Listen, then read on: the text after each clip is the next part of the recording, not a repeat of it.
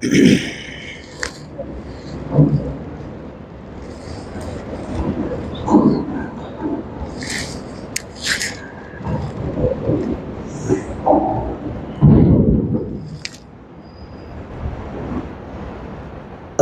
علیکم ورحمۃ اللہ وبرکاتہ۔ الحمدللہ ثم الحمدللہ، الحمدللہ رب العالمین، نحمده ونستعینه ونستغفره ونؤمن به ونتوکل علیہ، ونعوذ باللہ من شرور انفسنا ومن سیئات اعمالنا، من يهده الله فلا مضل له ومن يضلله فلا هادي له، ونشهد ان لا اله الا الله، ونشهد أن سيدنا ونبينا وسندنا وشفيعنا ومولانا وملجأنا وأشرفنا محمدا عبده ورسوله، قال الله تبارك وتعالى في القرآن المجيد والفرقان الحميد، اعوذ باللہ من الشیطان الرجیم، بسم اللہ الرحمن الرحیم، قد جاءکم من اللہ نور وکتاب مبین، صدق اللہ العظیم وصدق رسولہ النبی الامین الکریم، ونحن على ذلك لمن الشاهدين والشاكرين والذاكرين والصابرين والحمد لله رب العالمين۔ قال الله تبارك وتعالى في شأن حبيبه المصطفى ورسوله المجتبى صلى الله تعالى عليه وسلم، إن الله وملائكته يصلون على النبي يا أيها الذين آمنوا صلوا عليه وسلموا تسليما، اللهم صل على سيدنا شفيعنا مولانا محمد كما تحب وترضى بأن تصلي عليه صلى الله تعالى عليه وسلم۔ نبی اور آل نبی پر پھر ایک مرتبہ آواز بلند درود پاک پڑھیں، اللہم صل علی سیدنا شفیعنا مولانا محمد معد الجود والکرم منبع العلم والعلم والحکم وآلہ واصحابہ وبارک وسلم، صلاۃ وسلاما علیک یا رسول اللہ، صلاۃ وسلاما علیک یا حبیب اللہ، صلاۃ وسلاما علیک یا نبی اللہ، صلاۃ وسلاما علیک یا قاسم رزق اللہ، صلاۃ وسلاما علیک یا نور من نور اللہ، صلی اللہ تعالی علیک وعلى آلك وأصحابك وأزواجك وذرياتك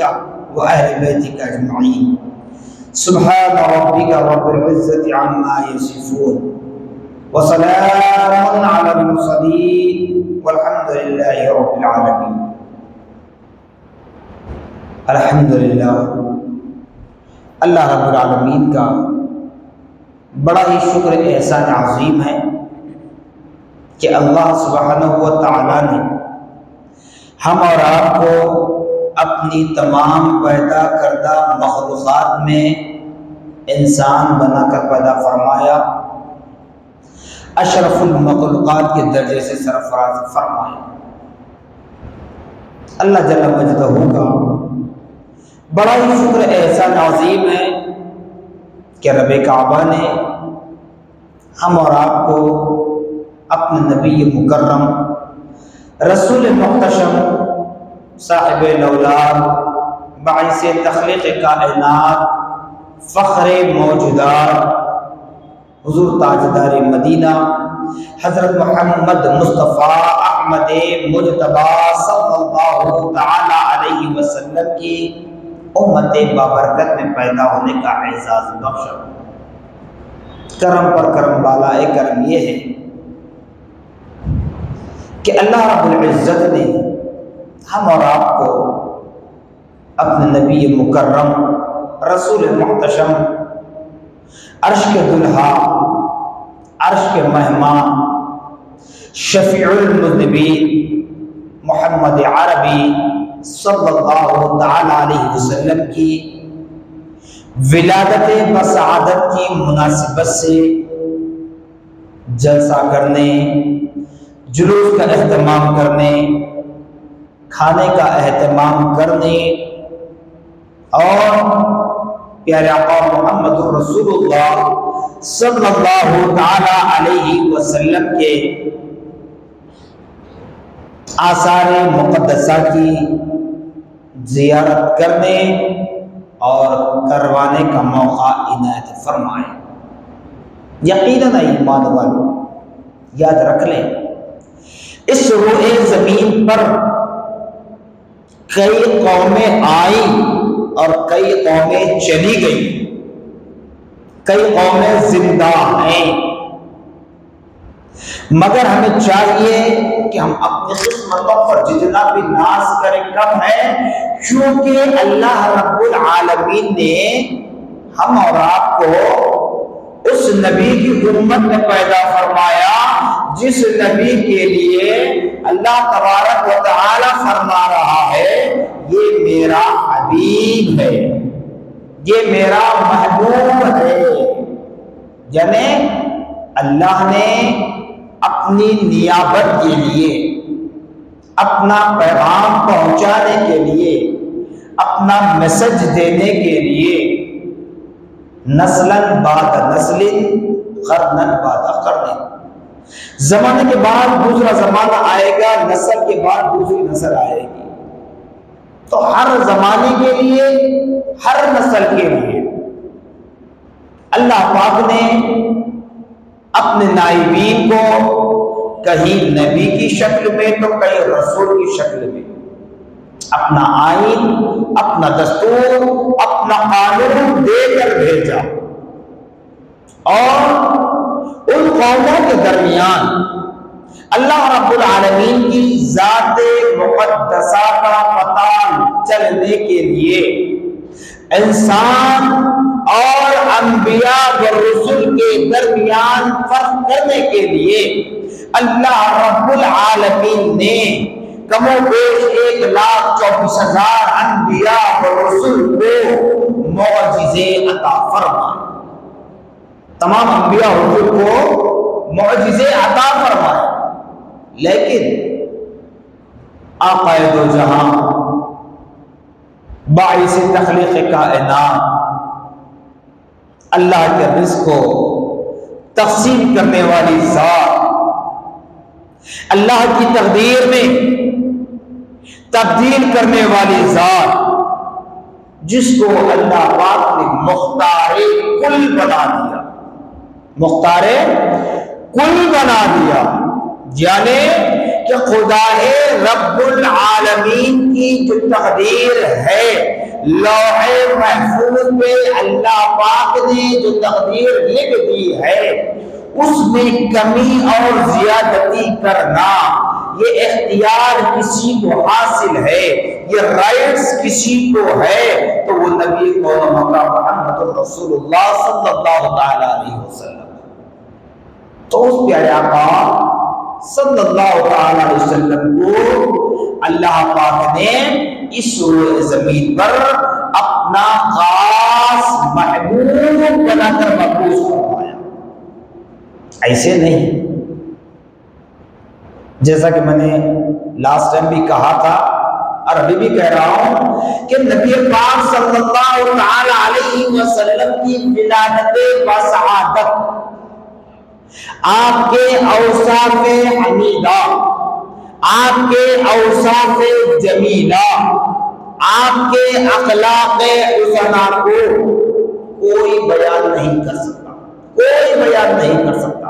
ساری دنیا بیان کرنے سے قاصر ہے، اس لیے کہ جس کی تعریف خود خدائے رب العالمین کر دے، اب خدا کی ذات سے بڑھ کر کون ہے جو نبی کی تعریف بیان کر سکے؟ ہے کوئی؟ نہیں ہے۔ تو پھر یہ ہم کرتے ہیں کہ کیا ہے؟ کہ یہ ہماری نجات کا ایک ذریعہ ہے، ہماری کامیابی کی ایک گارنٹی ہے۔ ہم اپنی اندھیری قبر میں اجالا پانے کے لیے کوشش تیار کر رہے ہیں۔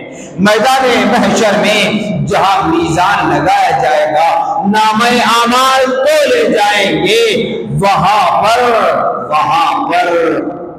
سیدھے ہاتھ میں رائٹ ہینڈ میں نامہ اعمال کی ڈگری لینے کی ہم تیاری کر رہے ہیں۔ یہ ہم اپنے سے نہیں ہے، اللہ رب العالمین نے پیارے آقا صلی اللہ تعالی علیہ وسلم کے نور مبارکہ کو کیسے بنایا؟ جیسے میں نے قرآن مقدس کی آیت پڑھی، تو آئیے سب سے پہلے پیارے آقا صلی اللہ علیہ وسلم کی اس قول کو بھی آپ کے سامنے رکھ دوں کہ اللہ کا شکر ہے یہ فقیر، یہ گنہگار اس قابل نہیں ہے جو پیارے آقا صلی اللہ تعالی علیہ وسلم کی منحت بیان کر سکے۔ سرتاپا گنہگار اپنی ناپاک زبان سے کیا کہہ سکے گا، لیکن ہمارے ہر دل عزیز صوفی صاحب نے اس فقیر کو طلب کیا، مصلی رسول اللہ کے سامنے بٹھایا، منبر رسول کے زیر سایہ بٹھایا، تو بس فیضان شیخ الاسلام بانی جامع زمیہ لے کر آپ کے سامنے حاضر ہوا، ورنہ میری اوقات میری مثال تو نہیں ہے۔ اللہ کا شکر ہے، پیارے آقا صلی اللہ علیہ وسلم کی مہربانیاں ہیں، اور ہمارے صوفی نعیم الدین صاحب قبلہ حفظ اللہ تعالیٰ کی عنایتیں ہیں، جبکہ اس جلسے کی سرپرستی مفکر اسلام زین الفقہاء عالم با عمل صوفی با صفا استاد العلماء والاساتذہ شیخ الشیوخ حضرت العلامہ الحاج مفتی خلیل احمد صاحب قبلہ ادام اللہ فیوز العالیہ شیخ الجامعہ و امیر جامع نظامیہ والرکن تأسیسی مسلم پسندہ بورڈ، ان محافل کی سرپرستی فرما رہے ہیں، جبکہ ان محافل کی نگرانی استاذ محترم عمدۃ الحکمت پیر طریقت رہبر شریعت حضرت العلامہ مولانا سید شیخ احمد اللہ قادری صاحب قبلہ ادام اللہ فوز العالیہ کر رہے ہیں، اور ان محافل کی قیادت سیادت جناب محترم ہر دل عزیز صوفی نعیم الدین صاحب نعیم صوفی صاحب حفظ اللہ تعالی بنفس نفیس فرما رہے ہیں، اور کل کی محفل سے جو مخاطب ہوئی وہ استاذ الاساتذہ والعلماء پروفیسر ڈاکٹر الحاج مفتی سید جہانگیر صاحب قبلہ ادام اللہ فیض العالیہ نے کل آپ سے مخاطب کیا۔ استاذ کے بعد شاگرد کی باری آ رہی ہے، تو بس آپ کے سامنے اتنا کہوں گا کہ میں جو کہوں سب سے پہلے اللہ کا شکر، نبی کی مہربانی، میری ماں کی دعائیں، فیضات شیخ الاسلام بانی جامع نظامیہ۔ یہ کیوں کہا یہ کسی کے نام سے مجھے تاریخ کے پھول باندھنا نہیں ہے. جس نبی کی میلاد کا ذکر خیر کرنے کے لیے ہم جمع ہیں وہ پیارے آقا صلی اللہ تعالی علیہ وسلم ارشاد فرماتے ہیں من لم یشکر الناس لم یشکر اللہ. جو اللہ کے بندوں کا شکر گزار نہیں ہوتا وہ خدا کا بھی شکر گزار نہیں ہو سکتا. یعنی کہ ہم کو ذریعہ بنایا گیا. صوفی صاحب ہمارے لیے ذریعہ بنے, میں آپ کے درمیان حاضر ہوا, تو پھر اگر آپ کا شکریہ ادا نہ کروں, میرے اساتذہ میرا ذریعہ بنے جنہوں نے مجھے یہاں بھیجا, اگر میں ان کا شکریہ ادا نہ کروں تو پیارے آقا فرما رہے ہیں تم جس کے ذریعے سے جو چیز حاصل کر رہے ہو اگر تم ان کے شکر گزار نہ بنو تو یاد رکھ لو تم رب کے بھی شکر گزار نہیں بن سکتے. کیوں؟ سمجھنے کی بات. اس لیے کہ آپ مجھ کو دیکھ رہے ہیں, میں آپ کو دیکھ رہا ہوں, آپ نے مجھے طلب کیا, میں آپ کے درمیان حاضر ہوا. جب میں آپ کا شکر گزار نہ بن سکا, جس خدا کی ذات کو کوئی دیکھ نہیں پاتا, جس خدا کی ذات کو کوئی دیکھ نہیں پاتا تو اس کا شکریہ کیسا ادا کریں؟ اس کا شکریہ ادا کرنے کے لیے داعیان محفل, سرپرست محفل, نگران محفل کا شکر بجا لانا. تو بہرحال قرآن مقدس کی جس آیت مبارکہ کو تلاوت کیا گیا قد جاءکم من اللہ نور کتاب مبین, قرآن مقدس میں اللہ رب العالمین فرما رہا ہے تحقیق کے تمہارے پاس, تحقیق سے مراد ریسرچ, جیسے اسکالرز ہوتے ہیں نا, M Phil P H D کرتے ہیں, تو تحقیق اسی معنی میں ریسرچ کرنے کے بعد یہ پتہ چلتا ہے, یہ معلوم ہوتا ہے کہ اللہ نے تمہارے پاس ایک مضبوط کتاب اور ایک نور بھیجا. کتاب سے مطلب سمجھ میں آتا ہے قرآن مجید. اب نور کیا ہے؟ نور کیا ہے؟ نور خود خدا رب العالمین نے اپنی ذات سے پیارے آقا محمد رسول اللہ صلی اللہ علیہ وسلم کے نور مبارکہ کو پیدا فرمایا. پیارے آقا صلی اللہ علیہ وسلم کے نور مبارکہ کو پیدا کرنے کے بعد اس نور مصطفیٰ میں کئی حصے کیے گئے جس میں مشہور 4 بتائے جاتے ہیں. پیارے آقا صلی اللہ علیہ وسلم کے نور مبارکہ کے پہلے حصے سے اللہ رب العالمین نے اپنے لیے اپنا عرش بنوایا, اپنے لیے اپنا عرش بنوایا. پھر دوسرے حصے سے لوح و قلم بنایا. لوح و قلم یعنی کہ تقدیر لکھنے والی چیز. پھر تیسرے حصے سے جنت اور دوزخ کو بنایا. چوتھے حصے سے ساری کائنات جو ہم دیکھتے ہیں, ساری کائنات.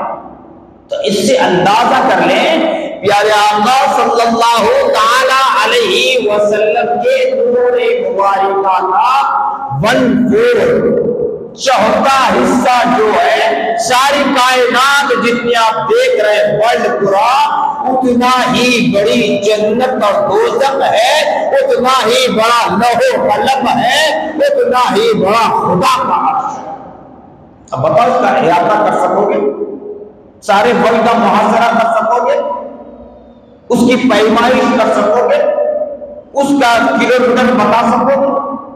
آپ بتائیں کہ فلاں شہر سے فلاں شہر اتنے کلو میٹر ہے, فلاں ملک سے فلاں ملک اتنے کلو میٹر ہے, لیکن ساری کائنات کا کوئی محاصرہ کر سکتا ہے, کوئی پیمائش کر سکتا ہے, کوئی ناپ سکتا ہے؟ کوئی نہیں ناپ سکتا. یہی چیز ہے میرے نبی اللہ نے یہی تو کمال دیا ہے. سارے انبیاء و رسول جو اس روئے زمین پر جل بدل ہوئے پیارے آقا محمد رسول اللہ صلی اللہ علیہ وسلم کے صدقے. حدیث قدسی میں آتا ہے اللہ رب العالمین کا ارشاد ہے لولا لما خلقت الافلاک، اے حبیب اگر آپ کو پیدا کرنا مقصد نہ ہوتا تو میں کائنات کا ذرہ ذرہ پیدا نہ کرتا، ذرہ ذرہ، کوئی ایک حصہ، کوئی ایک ملک، کوئی ایک کنٹری، کوئی ایک شہر نہیں بتایا جا رہا، بلکہ اللہ تعالیٰ فرما رہا اگر آپ کو پیدا کرنا مقصد نہ ہوتا تو میں کائنات کا ذرہ ذرہ پیدا نہ کرتا۔ آپ کو پیدا کرنا مقصد ہے اس لیے میں نے کائنات کو بنایا، آپ کو پیدا کرنا مقصد ہے اس لیے میں نے شجر و حجر کو بنایا، آپ کو پیدا کرنا مقصد ہے اس لیے میں نے سمندر کو بنایا، آپ کو پیدا کرنا مقصد ہے اس لیے میں نے زمین و آسمان کو بنایا، آپ کو پیدا کرنا مقصد ہے اس لیے میں نے چاند و سورج کو پیدا کیا، آپ کو پیدا کرنا مقصد ہے اس لیے میں نے تاروں اور جگمگاہٹ پیدا کی۔ اے حبیب آپ کو پیدا کرنا مقصد ہے اس لیے میں نے اپنی ربوبیت کو ظاہر کر دیا، میں نے اپنے راز کے پردوں کو اٹھا لیا، جو میں ایک مخفی خزانہ تھا جو اپنے آپ کو چھپا کر رکھا تھا، صرف آپ کو پیدا کرنا مقصد ہے اس لیے میں نے اپنے آپ کو بھی ظاہر کر دیا، اپنے آپ کو بھی ظاہر کر دیا۔ سمجھنے کی ضرورت ہے، کہنے والے بہت کچھ کہتے ہیں، بہت کچھ کہتے ہیں، زبان دی گئی ہے کہنے کے لیے، زبان دی گئی کہنے کے لیے، لیکن ایک بات یہ بھی بتلا دوں، قرآن مقدس میں اللہ رب العالمین فرما رہے ہیں فَلَقْتَحَمَ الْعَقَبَيْنِ، اس سے پہلے کہوں خَلَقَ الْإِنسَانَ مِنْ عَلَقٍ، اے مٹی کے پتلوں، مٹی کے پتلے کیوں؟ اس لیے کہ ہمارے اور آپ کے والد بزرگوار افضل البشر، اللہ کے سب سے پہلے نائب، اللہ کے سب سے پہلے خلیفہ جو اس روئے زمین پر بھیجے گئے حضرت سیدنا آدم علیہ السلام، بنا ماں باپ کے پیدا ہوئے، قدرت خدا بندی سے فرشتوں کے ذریعے، پانی اور مٹی کے ذریعے، اسی لیے اولاد آدم کہا جاتا ہے مٹی کا پتلا۔ اسی لیے اولاد آدم میں جو کلمہ طیبہ لا الہ الا اللہ محمد رسول اللہ پڑھتے ہیں، زبان سے اقرار کرتے ہیں اور دل سے اس کے معنی کی تصدیق کرتے ہیں، اس کو آج کے حوالے نہیں کیا جاتا، اس کو سمندر کی جھاگ کے حوالے نہیں کیا جاتا، اس کو، اس کی میت کو، اس کی باڈی کو، اس کی لاش کو جانوروں کا لقمہ نہیں بنایا جاتا، بلکہ زمین کے اندر دفنایا جاتا ہے۔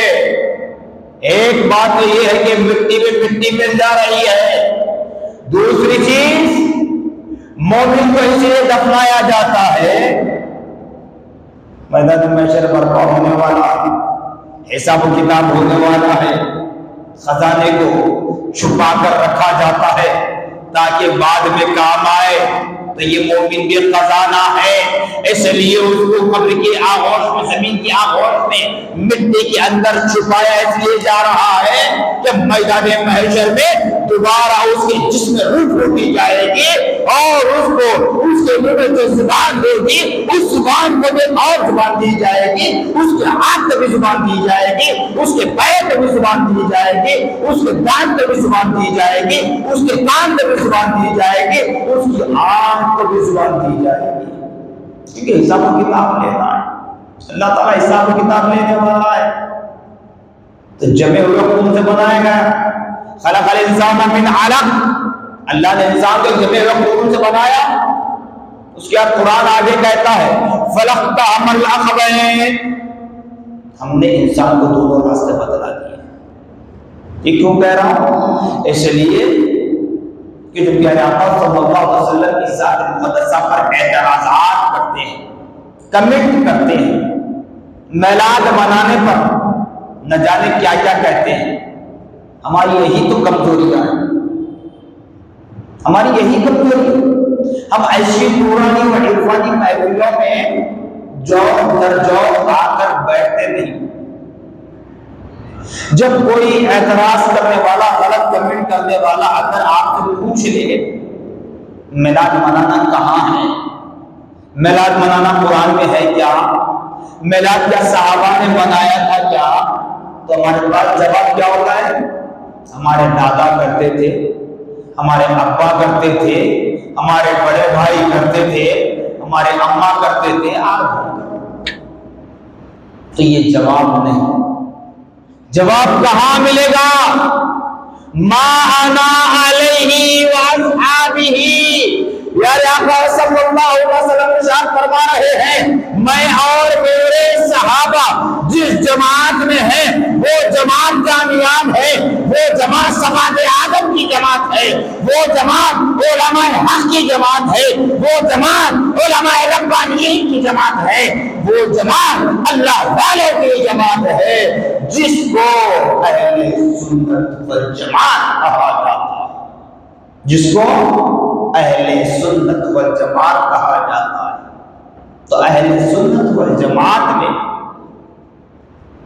اگر بیٹھیں، اہل سنت والجماعت کی ایسی نورانی عرفانی محفلوں میں بیٹھیں تو یقین جانیے میلاد منانے کا عرف اگر کوئی پوچھ لے، دو لفظوں میں اس کو آپ پست کر سکتے ہیں، اس کی ہمت توڑ سکتے ہیں، اس کی طاقت توڑ سکتے ہیں۔ آپ کو لڑنے کی، جھگڑنے کی، بحث کرنے کی ضرورت نہیں ہے، صرف دو ہی جملے۔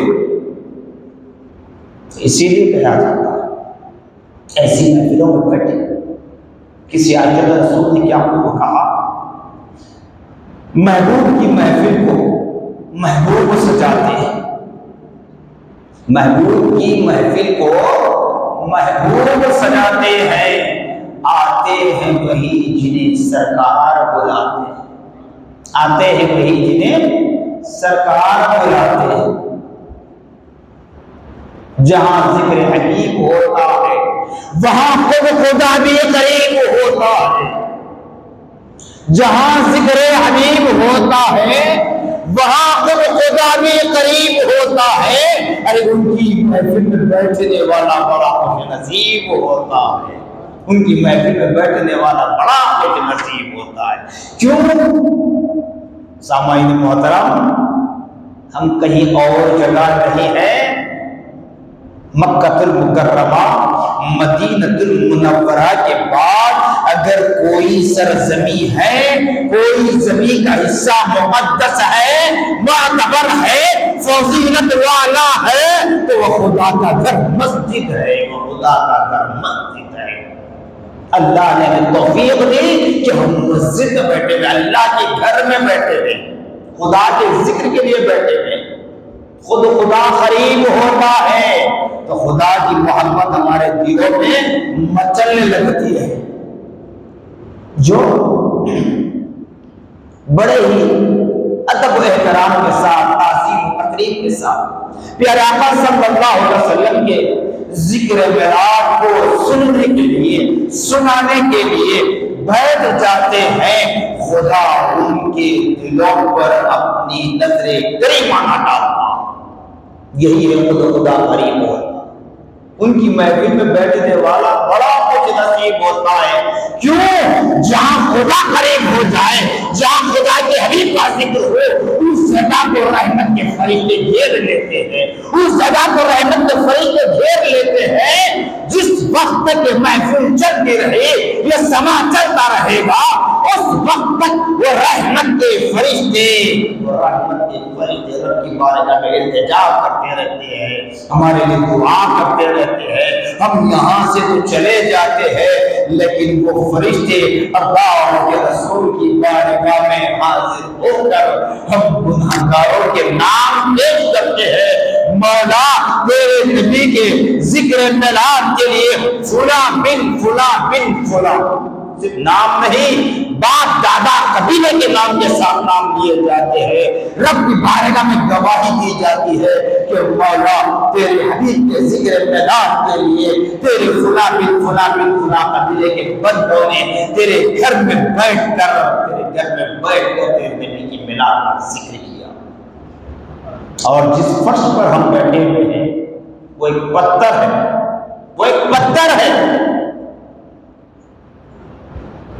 لیکن وہ پتھر بھی ہمارے لیے گواہ بن جاتے میدان محشر میں، وہ پتھر بھی ہمارے لیے میدان محشر میں گواہ بن جاتے ہیں۔ کیوں؟ جتنی دیر تک اس فرش پر کھڑے رہ کر بیٹھ کر ہم خدا کی عبادت کرتے ہیں، خدا کی وحدانیت بیان کرتے ہیں، رسول اللہ کی رسالت بیان کرتے ہیں، یہ پتھر بھی میدان محشر میں ہمارے لیے گواہی دے دے مولا یہ گناہ گار تھا، یہ خطا کار تھا، یہ اسیا شعار تھا، یہ سر کے بال سے کر کے دانتوں تک گناہ کا مجسمہ تھا، مگر مولا اس کی مغفرت فرما دے۔ جب تیرے نبی کی، جب تیرے حبیب کی ولادت بساطت کا موقع آتا تو مولا یہ میری پشت پر بیٹھ کر تیرے حبیب کا ذکر خیر کیا کرتا تھا، میری پشت پر بیٹھ کر تیرے حبیب کے ذکر خیر کو بڑی ہی اطمینان کے ساتھ سنا کرتا تھا۔ مولا تو اس کی مغفرت فرما دے، مولا تو اس کی مغفرت فرما دے۔ باپ کو یہ پتھر کتنے ہیں کیا خوش نصیب، یہی تو ہے۔ اسی لیے کہا جاتا ہے سر جھکاؤ خدا کی بارگاہ میں اور دل جھکاؤ نبی کی بارگاہ میں۔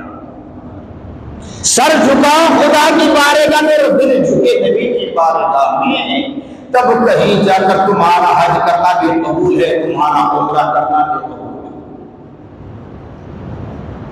بغرض حج بغرض عمرہ جب خانہ کعبہ کا طواف کرنے کے لیے جاتے ہیں، حجر اسود کا بوسہ دیتے ہیں نا، نبی پاک صلی اللہ علیہ وسلم نے یہ آنے والے زمانے کی حالتوں کو اور ہمارے نفسوں کو دیکھ کر نبی پاک نے فرمایا کہ اگر کسی کو حجر اسود کا بوسہ مل نہ پائے، حجر اسود کو جا کر بوسہ دے نہ پائے، دور سے بھی کھڑے رہ کر حجر اسود کی جانب اپنے ہاتھ کو اٹھائے اور اس کو بوسہ دے لے، اس کو کہتے ہیں استلام۔ تو یہ بھی حجر اسود کو بوسہ دینے کے برابر ہے۔ اب حجر اسود کی بات کیوں آئی صاحب؟ اس لیے کہ جہاں میں نے کہا کہ پتھر بھی اتنا خوش نصیب ہوتا ہے جب نبی پاک صلی اللہ علیہ وسلم کے خلیفہ دوم نبی پاک صلی اللہ علیہ وسلم کے حسین محترم امیر المومنین جانشین رسول اللہ صلی اللہ علیہ وسلم حضرت عمر بن خطاب رضی اللہ عنہ حجر اسود کا بوسہ دینے کے لیے آگے بڑھے تو بردستہ اپنی زبان سے کہا کہ حجر اسود خوشی میں اس طرح مچل نہ جانا کہ آج عمر نے بھی مجھے بوسہ دیا ہے۔ اے حجر اسود تو جنت کا پتھر ہے، اپنی جگہ ہے۔ اے حجر اسود تو قیمتی پتھر ہے، اپنی جگہ ہے۔ تیری عظمت اپنی جگہ ہے، تیری شان و شوکت اپنی جگہ ہے۔ کیوں کہہ رہا ہوں؟ اس لیے اپنے ذہن کھول لے، اپنے پلے باندھ لے۔ یہ اہل سنت والجماعت سے وابستہ قوم کبھی خدا کے علاوہ کسی کے آگے سر نہیں جھکاتی، خدا کے علاوہ کبھی کسی کے آگے اپنا سر نہیں جھکاتی، اور کبھی اہل سنت والجماعت کے کسی فرد نے نبی پاک صلی اللہ علیہ وسلم کو خدا کے برابر کھڑا نہیں کیا۔ تم کہتے ہو کہ میلاد منا کر غلو کرتے ہیں، یاد رکھنا ہم نے نبی کو کبھی خدا کے برابر کھڑا نہیں کیا، خدا سے بڑا نہیں مانا اور خدا سے جدا بھی نہیں کیا۔ خدا کے برابر بھی کھڑا نہیں کیا، خدا سے بڑھ کر بھی نہیں بتایا، اور خدا سے جدا بھی نہیں کرتے۔ تو یہی میلاد مصطفیٰ ہے۔ عمر بن خطاب حجر اسود کو بوسہ دے رہے ہیں تو کہتے ہیں حجر اسود تو جنت کا پتھر ہے، تو قیمتی پتھر ہے، تیری شان ہے، تیری آن ہے، تیری عزت ہے، تیری تعظیم ہے، تیری عظمت ہے، سب کچھ اپنی جگہ۔ اے حجر اسود، عمر بن خطاب آج تجھے چھو رہا ہے، عمر بن خطاب آج تجھے بوسہ دے رہا ہے۔ پھر بتا دو کیوں کہہ رہا ہوں؟ کہتے ہیں نا، معصوموں سے پوچھتے ہیں، کالج کے اسٹوڈنٹ سے پوچھتے ہیں، بازار میں ترکاری بیچنے والوں سے پوچھتے ہیں، بازار میں کاروبار کرنے والوں سے پوچھتے ہیں، آٹو ڈرائیور سے پوچھتے ہیں، میلاد منانا قرآن میں ہے کیا؟ میلاد منانا صحابہ نے کیا تھا کیا؟ یہ عمل تم کیوں کرتے ہو؟ ارے بابا، اگر وہ اتنا جانتا ہوتا، صحابہ کی تعلیمات کو اتنا پڑھا ہوتا، اگر وہ قرآن کو اتنا سمجھتا ہوتا تو وہ بھی کسی مدرسے کا استاد ہوتا، وہ بھی کسی مسجد کا امام ہوتا، وہ بھی کسی مسجد کے محراب کا امام ہوتا، کسی مسجد کے منبر کا خطیب بنا ہوتا۔ ارے بازار میں کیوں نکلتا؟ نہیں تو وہی ذہن کھول رہا ہے۔ تو عمر بن خطاب نے یہی کہا، اے حجر اسود، تجھ کو بوسہ دینے میں میرا مقصد یہ نہیں کہ میرے گناہ دھل جائیں، جبکہ وہ صحابہ ہے، ان کے پاس گناہ ہی کیا تھے؟ ارے جس کی زندگی نبی کو دیکھ دیکھ کر گزرے، جس کی زندگی ہر ساتھ نبی کے سامنے گزرے، تو وہ گناہگار کیسے ہوگا؟ مگر عمر بن خطاب نے یہ لفظ کیوں کہا؟ یہ قیامت تک کے آنے والی نسلوں کو بتانے کے لیے۔ تجھ کو چننے کا مطلب یہ نہیں کہ گناہ مٹ جائے، تجھ کو چننے کا مطلب یہ نہیں کہ جنت کے پتھر کو میں نے چھو لیا، تجھ کو چننے کا مقصد یہ نہیں کہ تو حجر اسود ہے، تو خانہ کعبہ سے چمٹا ہوا ہے، تو رکن یمنی رکن شامی کے درمیان ہے، تو باب ملتزم کے بازو ہے، تجھے حضرت ابراہیم نے جس خانہ کعبہ کی تعمیر کروائی اس میں نصب کیا گیا، اس نسبت سے تجھے چنا نہیں جا رہا ہے، اور کل تجھے قیامت تک بندگان خدا امت محمدیہ تجھ کو چومتے رہیں گے، تجھ کو بوسہ دیتے رہیں گے، عمر کو یاد کریں گے۔ عمر نے کیا کہا؟ یہی کہا کہ تجھے اس لیے چن رہا ہو کہ تیرے اس مقام پر میرے نبی کے لب لگ چکے ہیں، اس نبی مصطفیٰ کو میں بوسہ دے رہا ہوں، مصطفیٰ کے اس تبسم کو بوسہ دے رہا ہوں، مصطفیٰ کے اس لباس کو چوم رہا ہوں۔ اے حجر اسود یاد رکھنا، اگر تجھ کو میرے نبی بوسہ نہ دیتے تو میں ہرگز تجھ کو بوسہ نہ دیتا۔ لعاب مصطفیٰ کو بوسہ دے رہا ہوں، لب مصطفیٰ کو بوسہ دے رہا ہوں۔ یہ ہے صحابہ کی محبت نبی سے۔ اب بھی کہو گے نبی کی میلاد منانا کیا صحابہ نے کیا تھا؟ اب بھی پوچھو گے معصوموں سے کہ نبی کی میلاد منانا قرآن سے ثابت ہے؟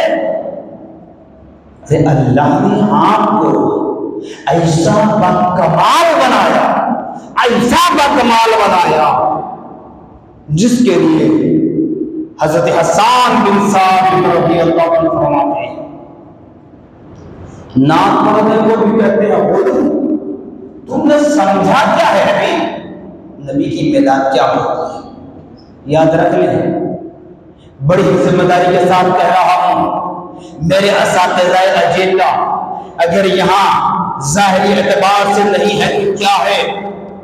وہ روحانی طور پر مجھ پر سایہ فکر ہے، اللہ اس کا رسول حاضر و ناظر ہے۔ بڑی ذمہ داری کے ساتھ کہہ رہا ہوں،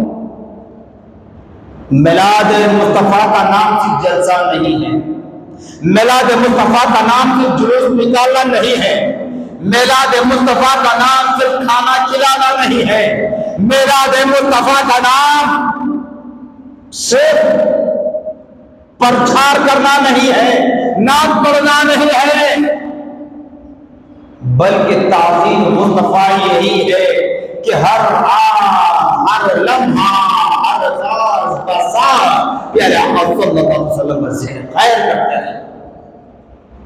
اگر وہ نبی نہ ہوتے تو آپ اور ہم کہاں سے آتے؟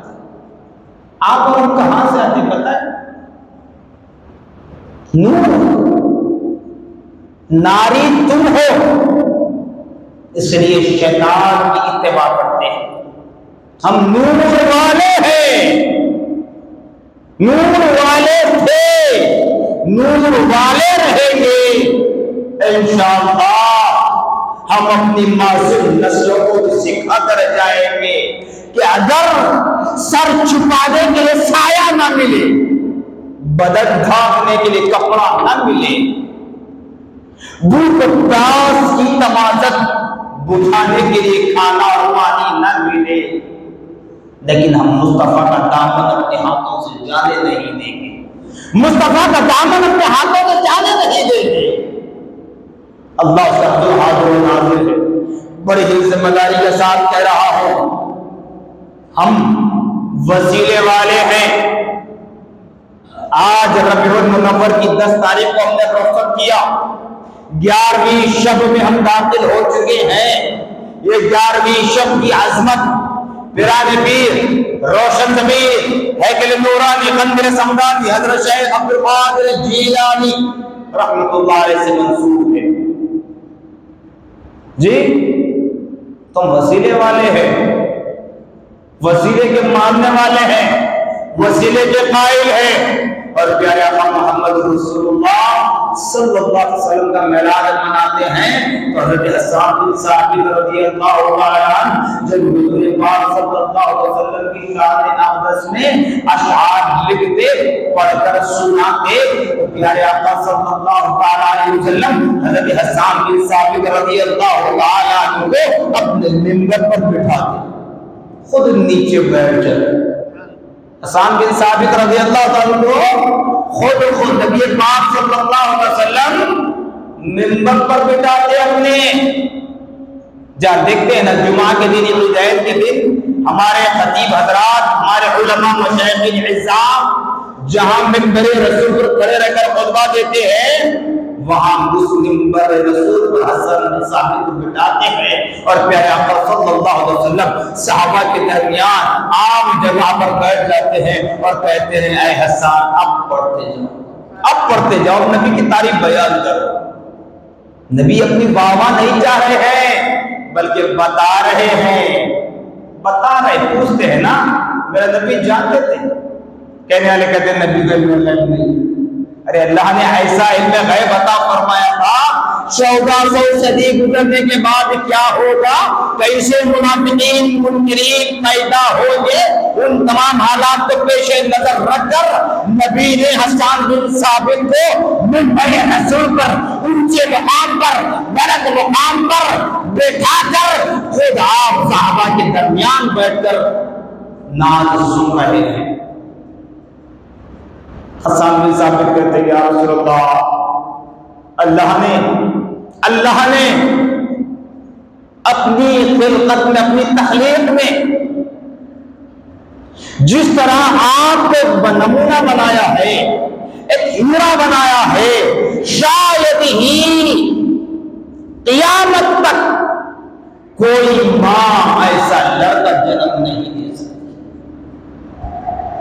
وہ نور مصطفیٰ ہے، وہ نور مصطفیٰ۔ حضرت شیخ الاسلام عارف باللہ نور نگاہ امداد اللہ، استاد سلاطین آصفیہ ابو البرکات شاہ محمد انوار اللہ فاروقی انور چشتی قادری رحمت اللہ علیہ، جو جامع جامع کے فاؤنڈر بانی ہیں۔ آپ جہاں پیارے آقا صلی اللہ علیہ وسلم کی شان اقدس میں نثر لکھتے ہیں، وہیں پر نثر تحریر کرتے ہوئے 2 مصروں میں دو لائن میں ان باتوں کو واضح کرتے ہیں۔ نور سے اپنے کیا ایک نور پیدا بے مثال، نور سے اپنے کیا ایک نور پیدا بے مثال، محمد رکھا اس کا نام حمدن لا یزال، محمد رکھا اس کا نام حمدن لا یزال۔ جو میں نے آغاز گفتگو میں کہا تھا کہ اس نبی کی شان کو ہم کیسے بیان کریں جس کی شان خود خدا رب العالمین نے بیان کی ہو۔ ہماری اوقات نہیں ہے، لیکن ہم تبرکن حاصل کرنے کے لیے، ہماری نجات کا ذریعہ بنانے کے لیے، اس دنیا میں کامیاب و کامران ہونے کے لیے پیارے آقا صلی اللہ علیہ وسلم کے نام لیوا ہیں۔ اللہ نے زمین پر محمد پکارا، آسمان میں احمد پکارا، حمدن لا یزال، ایسا نام پکارا کیا اس کو زوال نہیں ہے، 1400 سال نہیں، 1400,000 لاکھ کروڑ اربوں سال گزر جائیں، پیارے آقا صلی اللہ علیہ وسلم کی شان اقدس میں رائی دانے کے برابر کمی آنے والی نہیں ہے۔ چاہے تم لاکھ بل پاس کر لے، میرے آقا کا جو فرمان ہے وہ فرمان ہو کر رہے گا۔ میرے نبی نے جو نظام بنایا وہ نظام قائم و دائم رہے گا۔ پیارے آقا محمد رسول اللہ صلی اللہ تعالی علیہ وسلم کی میلاد کا ذکر کرنے کے لیے جگہ کی ضرورت نہیں، وقت کی ضرورت نہیں، ٹائم کی ضرورت نہیں، بلکہ جب چاہے جیسے چاہے شریعت کے دائرے میں رہ کر اسلامی حدود کو پار کرے بغیر نبی پاک صلی اللہ علیہ وسلم کا ذکر خیر کرتے رہے۔ جتنا نبی کا ذکر کرو گے اتنا ہی تمہارے دل میں چاہت پیدا ہوگی، جتنا تم نبی کا ذکر کرتے رہو گی اتنا ہی دل تمہارے زندہ نہیں بلکہ طاقتور ہوتے رہیں گے، جتنا تم نبی کا ذکر کرتے رہو گے اتنا ہی تمہارے ایمان میں تازگی پیدا ہوتی ہے، جتنا تم نبی کا ذکر خیر کرتے رہو گے اتنے ہی تمہارے ایمان میں پختگی پیدا ہوگی۔ اب بتائیے اس کے بعد بھی اگر اعتراض ہے، کیونکہ شیطان کے لیے اللہ پاک نے فرمایا نا من شر الوسواس الخناس، شیطان انسان کا بھلا دشمن ہے۔ اتنی ساری باتیں سننے کے باوجود بھی جس کا دل شیطان کی طرف مائل ہو یا شیطان وہاں غالب آ جائے، جس کے دل میں شیطان اپنا محل بنا لیتا ہے تو وہاں ایک اور چنگاری لگاتا ہے۔ صحابہ سے کوئی پروف کرے، ٹھیک ہے آئیے بخاری شریف اٹھائیے، مسلم شریف اٹھائیے، ترمذی شریف اٹھائیے، جی جتنی احادیث کی کتابیں اٹھائیے۔ حضرت انس رضی اللہ تعالی کئی احادیث کے راوی ہیں، روایت میں آپ کا نام آتا انس بن مالک رضی اللہ تعالی، کئی احادیث کے راوی۔ ہم سے پوچھتے ہیں، ہم سے مت پوچھیے، ہم تو عاشقان رسول اللہ ہیں، ہم جان کی پرواہ نہیں کرتے، ہم مال کی پرواہ نہیں کرتے، ہم اپنی آل اولاد کی پرواہ نہیں کرتے، سب کو خدا کے رسول کے حوالے کر چکے ہیں اور ہم نبی کی میلاد منانے کے لیے تیار ہیں، چاہے زمانہ لاکھ کہے، ہم نبی کے فرمان سے ہٹنے والے نہیں ہیں۔ حضرت انس بن مالک رضی اللہ عنہ صحابی رسول کئی حدیثوں کے راوی ہیں، بخاری میں دیکھیے، مسلم میں دیکھیے، ترمذی میں دیکھیے، ابو داؤد میں دیکھیے، ابن ماجہ میں دیکھیے، مشکات میں دیکھیے، جو جو احادیث کی کتابیں ہیں ساری اٹھا کر دیکھیں، ہر جگہ کہیں نہ کہیں حضرت انس بن مالک رضی اللہ عنہ کی روایت ضرور ملتی ہے۔ مصعب بیٹھے ہوئے پوچھ سکتے ہیں حضرت انس بن مالک رضی اللہ تعالی حضور پاک صلی اللہ علیہ وسلم سے پوچھتے ہیں ابھی بات کیوں کہہ رہا ہوں؟ اس لیے کہ کہنے والے کہیں گے، اعتراض کرنے والے کہ میلاد منانے سے کیا ملتا ہے، اتنا پیسہ کیوں خرچہ کرتا ہے جلسے میں، جلوس میں، کھانے میں، لنگر میں، جی آثار والا کی زیارت کا نام لے کر اتنا پیسہ خرچ کیوں کرتے ہیں؟ اسی میں غریب یتیم لڑکیوں کی شادیاں ہوتی ہیں۔ بابا ہم کو مت سکھاؤ، اگر موٹے الفاظ میں ہم لفظوں میں کہو تو چورس کا راستہ مت بتاؤ۔ اہل سنت والجماعت یہ وہ جماعت ہے 12 ربیع المنور کے دن نکل کر دیکھ لے دنیا بھر میں جہاں عاشقان مصطفیٰ میرے نبی کی میلاد کا جلسہ کرتے ہیں، جلوس کرتے ہیں، ارے بلڈ ڈونیشن کیمپ لگائے جاتے ہیں، دواخانوں میں، ہاسپٹلوں میں مریضوں کو فروٹ دیے جاتے ہیں، بیواؤں، یتیموں، یسیروں، یاسیروں، مسکینوں، محتاجوں، مسافروں کی مدد ہوتی ہے، بھوکوں کو کھلایا جاتا ہے۔ ارے ہم سب کرتے ہیں بابا، تم کو کچھ نظر نہیں آتا، تم کو نظر آتا ہے وہی جو شوکا بازی ہوتی ہے، اس کو ہم کیا کہیں گے؟ جو اپنے گھر والوں کے نہ ہو سکے، جو اپنے ممی ڈیڈی کے نہ ہوئے تو ہمارے کیا ہوں گے؟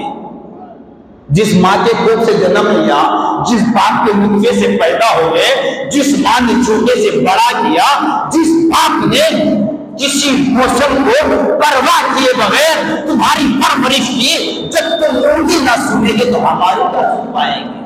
ہم ذمہ دار ہیں، ٹھیکیدار نہیں ہیں۔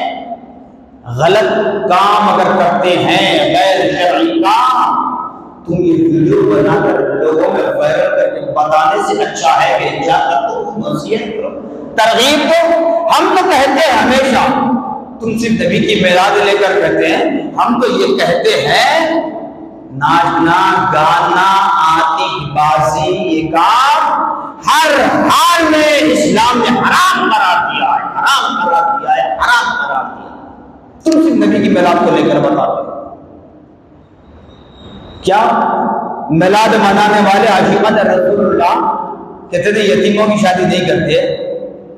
میں تاریخ کے پھول نہیں مانتا، بیٹھے جناب محترم صوفی صاحب پوچھتے ہیں ان کے پاس کتنے ایسے لوگ آتے ہیں کتنوں کی مدد کرتے ہیں، ہر چیز دکھا کر کرنا ضروری نہیں ہوتا۔ کیوں؟ نیک عمل کے لیے اللہ فرماتا ہے ظاہری عمل مجھے اتنا پسند نہیں ہے جتنا باطنی عمل مجھے پسند ہے، اور اللہ اس کا رسول حاضر و ناظر ہے۔ یہ نہ سمجھنا کہ پیسہ لے کر کہہ رہا ہو، پیسہ دے کر کہلوایا جا رہا ہے، نہیں، جہاں کہیں مجھے بلایا جائے گھنٹے کی چوٹ پر کہوں گا پیارے آقا صلی اللہ علیہ وسلم کا میلاد منانا یہ ہمارے لیے باعث نجات ہے، یہ ہماری زندگی کا ایک فخریہ مثال ہے۔ کسی کے گروپ میں ربدار نہیں ہو، فیضان شیخ الاسلام ہے، نبی کی عنایتیں ہیں، نبی کی آل کے صدقوں کے ٹکڑوں پر پلنے والا ہو، خدا کی شان پر پلنے والا ہو، خدا برکت دینے والا ہے۔ یہ نہ سمجھنا کہ کسی کے روپیہ لے کر کہہ رہا ہوں، یہ جذبے کے ساتھ کہہ رہا ہوں۔ کیوں آج معصوم بہتا جاتا ہے جو ان چیزوں سے وابستہ نہیں ہے، اس لیے کہتا ہوں علمی بات تو ہر کوئی کرتے ہیں، میں آپ کے ذہن کھولنے کی کوشش کرتا ہوں۔ تو حضرت انس بن مالک رضی اللہ عنہ صحابہ نے کیا تھا، کیا پوچھتے ہیں نا میلاد منانے سے کیا ملتا ہے؟ ارے بابا تم کو کچھ نہیں ملتا، ہم کو جو ملا ہے اسی میلاد والے مصطفیٰ کا صدقہ ہے، جو مل رہا ہے اسی نبی کا صدقہ ہے، جو ملنے والا ہے اسی نبی کا صدقہ ہے۔ ہمارا خاتمہ بالخیر بھی ہوگا اسی نبی کے صدقے، ہماری اندھیری قبروں میں اجالا ہوگا، روشنی ہوگی اسی نبی کے صدقے، میدان محشر میں اسی نبی کے قدموں میں ہمارا حشر ہوگا، میدان محشر میں اسی نبی کے ہاتھوں سے جام کوثر پینا نصیب ہوگا، میدان محشر میں اسی نبی کے صدقے خدا کا دیدار نصیب ہوگا، میدان محشر میں اسی نبی کے صدقے دہرے ہاتھ میں، سیدھے ہاتھ میں، رائٹ ہینڈ میں نامہ اعمال کی ڈگری دی جائے گی اور جنت میں جانے کا فیصلہ ہوگا۔ وہی پیارے آقا صلی اللہ علیہ وسلم ہے۔ حضرت انس بن مالک رضی اللہ عنہ پوچھتے ہیں، بات ادھوری نہیں کروں گا انشاءاللہ، جہاں بات چھوڑ رہا ہوں مثال دینے کے لیے میں بات کمپلیٹ کرنا ہوں۔ حضرت انس بن مالک رضی اللہ عنہ فرماتے ہیں، یا رسول اللہ صلی اللہ تعالی علیہ وسلم، میدان محشر میں اگر ہم آپ سے ملاقات کرنا چاہیں تو کہاں ملیں گے؟ میدان محشر میں پوچھ رہے کون؟ حضرت انس بن مالک رضی اللہ تعالیٰ عنہ صحابی رسول ہے، کئی حدیثوں کے راوی ہیں۔ اب انہیں کیا ضرورت، کس بات کا خوف ہے، کس بات کا خدشہ ہے، پر پوچھ رہے ہیں یا رسول اللہ صلی اللہ تعالیٰ علیہ وسلم، میدان محشر میں اگر ہم آپ سے ملنا چاہیں تو کہاں ملیں؟ صحابہ ظاہری زندگی میں اپنے سامنے ماں کو دیکھ رہے ہیں، ماں کی آغوش میں بیٹھے ہوئے ہیں، باپ کو دیکھ رہے ہیں، باپ کی پشت پر سوار ہیں، جی شادی شدہ ہیں تو شریک حیات بیوی سامنے ہیں، پھر زندگی کا ثمرہ پھل اولاد سامنے ہے، سب کچھ سامنے ہے، تو آدمی چین سے رہنا نا، ماں ہے، باپ ہے، بیوی ہے، بچے ہیں، ان سے بڑھ کر کوئی اور رشتہ ہے کیا؟ ہے رشتے، مگر ان سے بڑھ کر کسی اور سے محبت ہوتی تھی نہیں ہوتی نا، تو بولیے کھل کر نہیں ہوتی، مگر صحابہ بے چین بے قرار ہوتے ہیں، صحابہ کی آنکھوں سے اشک جاری ہوتے ہیں، کیوں؟ تھوڑی دیر کے لیے آقائے دو جہاں محبوب رب العالمین رحمت للعالمین محمد الرسول اللہ صلی اللہ تعالی علیہ وسلم کے روح زیبا کی زیارت نہ ہوتی تو بے چین و بے قرار ہو جاتے، پھر میدان محشر میں بھی پوچھ رہے یا رسول اللہ میدان محشر میں کہاں ملاقات کریں گے؟ دنیا میں زندگی بھر سانس بسانس لمحہ بر لمحہ میرے نبی کے روح زیبا کی زیارت کرتے ہیں، میرے نبی کے ارد گرد چلتے رہے، میرے نبی کے باڈی گارڈ بن کر چلتے رہے، پھر بھی دل نہیں بھرتا، میدان محشر میں کہاں ملتے ہیں یہ پتہ لگا رہے ہیں، کہاں اس دنیا میں رہ کر میرے پیارے آقا صلی اللہ علیہ وسلم ارشاد فرماتے ہیں، اے میرے صحابہ سنو، اے انس نہیں فرمایا، کیونکہ انس بن مالک نے تنہائی میں سوال نہیں کیا تھا، سارے صحابہ بیٹھے ہوئے تھے، نبی نے مخاطب فرمایا تو اے انس نہیں فرمایا، بلکہ فرمایا اے میرے صحابہ سنو، میں میدان محشر میں ملوں گا، وعدہ کر رہے ہیں، تو پتہ چلا نبی زندہ تھے، زندہ ہیں، زندہ رہیں گے۔ یہ ہم نہیں کہہ رہے ہیں، میلاد وہ منانے والے نہیں کہہ رہے ہیں، بلکہ بتاؤں آپ کو جتنے منکرین میلاد ہیں، جو میلاد منانے کو شرک بدعت حضور خرچ اور جو الفاظ کہتے ہیں، یہ عابد حسین نظامیہ چیلنج کرتا ہے کہ فتح توحید مبارک، ذرا تم اپنے اکابر کی کتابوں کو اٹھا کر پڑھو، اپنے اکابر کی کتابوں کو اٹھا کر پڑھو، جس کو تم نے کمروں کے اندر بند کر کے تالا ڈالا ہے، جن کتابوں کو تم نے آگ کے حوالے کیا ہے، وہ تمہارے بزرگ لکھتے ہیں، جس نے نبی کو مردہ جانا وہ اس کی دنیا مردہ، وہ مردہ اس کا خاندان مردہ۔ کتاب اٹھا کر پڑھیں اگر آپ کے پاس نہیں ہے تو بازار میں چھان مار، ایسے نہیں کہہ رہا ہوں، نام بھی ہے میرے پاس مگر بتاؤں گا ابھی نہیں، اٹھا کر پڑھیں تو صحیح معلوم ہوگا۔ حضرت انس بن مالک رضی اللہ عنہ کے سوال پر نبی نے فرمایا اے میرے صحابہ سنو، میدان محشر میں اگر تم مجھ سے ملنا چاہتے ہو تو میں میزان پر کھڑا رہوں گا، میزان پر کھڑا رہوں گا۔ میزان کیا ہے معلوم؟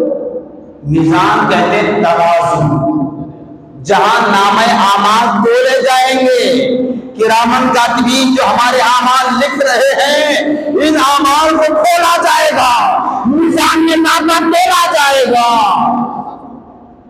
ناپا تولا جائے گا۔ نبی فرما رہے ہیں میں میزان پر کھڑا رہوں گا، میں میزان پر کھڑا رہوں گا، جہاں میری امتیوں کے نامہ اعمال میں نیکیاں کم ہو تو اس میں نیکیاں بڑھتا جاؤں گا، میری امت کے نامہ اعمال میں نیکیاں کم ہو تو میں نیکیاں بڑھتا جاؤں گا۔ تو صحابہ نے پوچھا یا رسول اللہ صلی اللہ تعالی علیہ وسلم اگر میزان پر نہ ملے تو؟ نبی نے فرمایا دوسرا مقام حوض کوثر ہوگا۔ قربان جائیے ایمان والو، ہم صرف ربیع المنور کی آمد پر میلاد کا اہتمام کرتے ہیں، نبی کا ذکر خیر کرتے ہیں۔ نبی فرماتے ہیں حوض کوثر پر ہوگا، جہاں میری امت کے سر پر سورج سوار ہوگا، نامہ اعمال کے فکر میں، اس تپتی دھوپ میں، اس چٹیل میدان میں، وہ دھوپ کوئی 10-12 گھنٹے کی دھوپ نہیں ہوگی میرے بھائی۔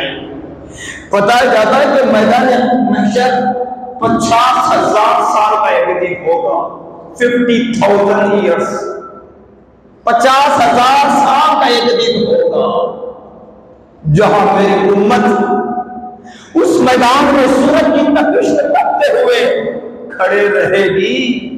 اللہ والے ہیں تو اس کو آرام تصور کریں گے، مجھ جیسا اگر کوئی گناہگار ہو تو مجھ جیسا گناہگار جو اپنے جسم سے پسینہ نکلتا ہے، وہی پسینہ مجھ جیسے گناہگاروں کے حلق تک آ کر دموشنے لگے گا، جیسے سمندر کی لہریں موجیں مارتی ہوئی نکلتی ہے، موجیں مارتا رہے گا، تڑپتا رہے گا، بھوک و پیاس کی عالم میں جب میری امت تڑپتی ہوگی، اے میرے صحابہ، اے میرے صحابہ، میں حوض کوثر پر کھڑا رہوں گا اور میرے نبوت والے ہاتھوں سے جا کے کوثر پلاتا رہوں گا، میں میری امت کو جا کے کوثر پلاتا رہوں گا۔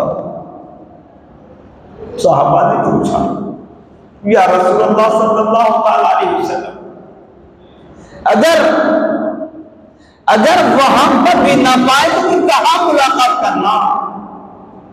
دیکھیے صحابہ کو کتنا یقین ہے، ربی ذات پر بھی یقین ہے، نبی کے رسالت پر بھی یقین ہے، اللہ نے نبی سے جو وعدہ کیا ہے اس پر بھی یقین ہے، اللہ نے آپ کو جو مختار کل بنایا ہے اس پر بھی یقین ہے۔ صحابہ پوچھتے ہیں یا رسول اللہ اگر وہاں بھی ملاقات نہ ہو تو کہاں ملیں گے؟ نبی نے جھڑکا نہیں، نبی نے جھڑکی نہیں دیا، نبی نے یہ نہیں کہا کہ مجھ سے کیوں مانگ رہے ہو، مجھ سے کیوں پوچھ رہے ہو، اے خدا ہے، خدا سے اپنے رب کو منا لو، اپنے اعمال کے ذریعے اپنے رب کو منا لو۔ نبی نے نہیں کہا، بلکہ نبی نے فرمایا تیسرا اور آخری مقام ہوگا، تیسرا اور آخری مقام ہوگا۔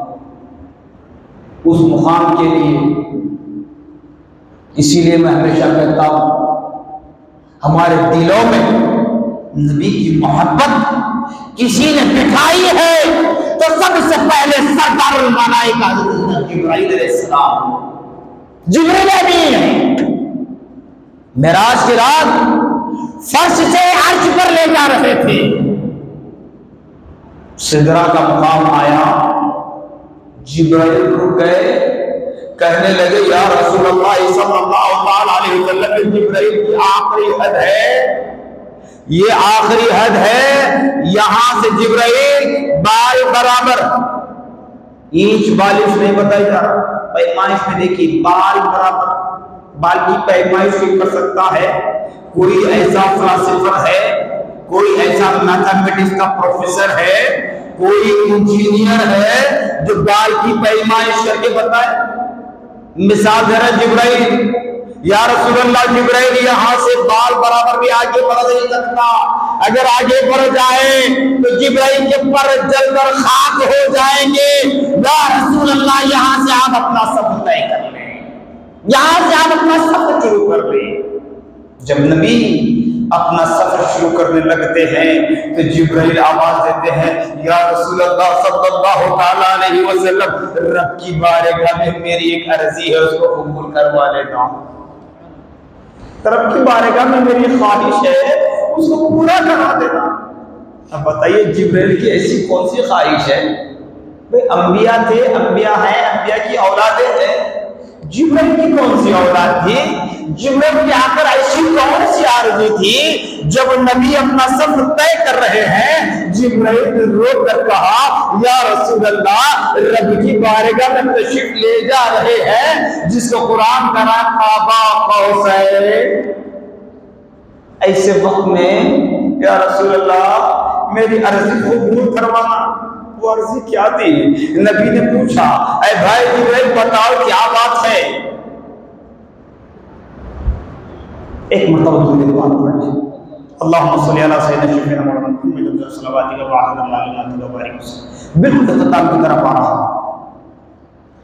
جبرائیل نے کہا، یا رسول اللہ جب آپ کی امت پل صراط سے گزرے گی، پل صراط سے گزرے گی،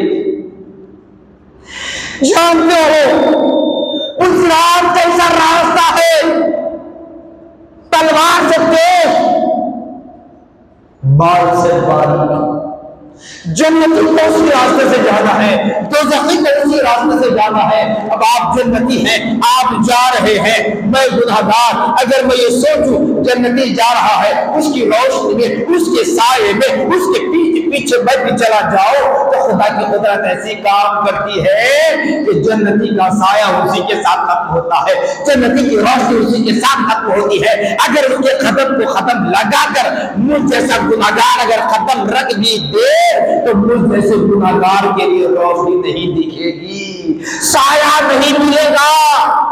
تو جبرائیل فرماتا ہے، یا رسول اللہ جب ایسے کٹھن راستے سے آپ کی امت گزرے تو رب کی بارگاہ میں التجا کروا دینا، میری عرضی قبول کروانا۔ جب آپ کی امت کو صراط سے گزرے تو جبرائیل کو پر بچھانے کا موقع مل جائے، جبرائیل کو پر بچھانے کا موقع مل جائے۔ تبھی تو فاضل بریلوی رحمۃ اللہ علیہ فرماتے ہیں، پل سے گزارو راہ گزر کو خبر نہ ہو، جبریل پر بچھائے تو پر کو خبر نہ ہو۔ پل سے گزارو راہ گزر کو، گزرنے والے کو خبر نہ ہو کہ ہم کس کے اوپر سے چل رہے ہیں۔ دنیا میں سنتے تھے پل صراط کٹھن راستہ ہے، لیکن یہاں چل رہے ہیں تو ایک مخمل کی طرح، ایک نرم گھاس کی طرح محسوس ہو رہا ہے۔ اور بتا رہے دوسرے حصے میں، جبریل پر بچھائے تو پر کو خبر نہ ہو، یعنی کہ پر اتنا وزن بھی نہ پڑے کہ امت جا رہی ہے، امت جا رہی ہے۔ تو پیارے آقا فرماتے ہیں، تیسرا اور آخری مقام وہ ہوگا جو پل صراط کا ہوگا، جو پل صراط کا ہوگا۔